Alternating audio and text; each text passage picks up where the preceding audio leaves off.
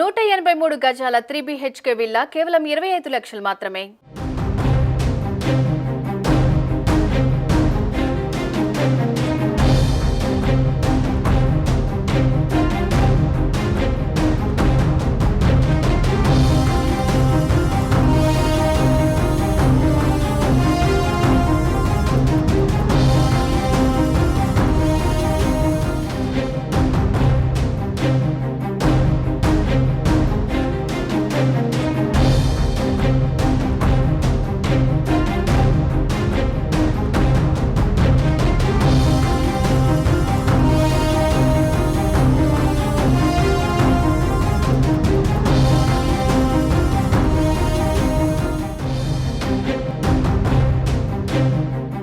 మహిళలకు ఆర్టీసీ బస్సుల్లో ఉచిత ప్రయాణం కల్పించే మహాలక్ష్మి పథకం తమకు శాపంగా మారిందని ఆందోళనలు వ్యక్తమవుతున్న నేపథ్యంలో సీఎం రేవంత్ రెడ్డి వారి సమస్యలపై స్పెషల్ ఫోకస్ పెట్టారు.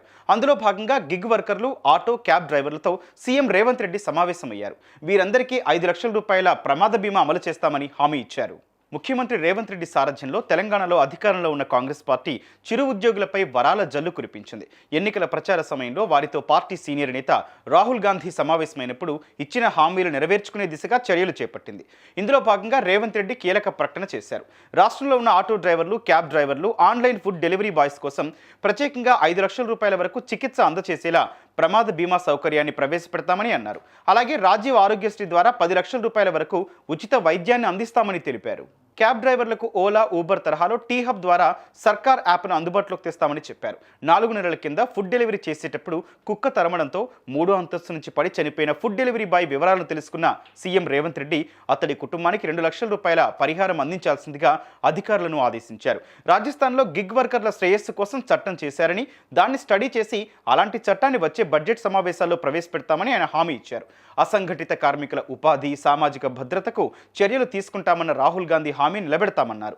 అందుకు విధానపరమైన నిర్ణయం తీసుకుంటామని, గిగ్ వర్కర్లకు సామాజిక భద్రతను కల్పిస్తామని హామీ ఇచ్చారు.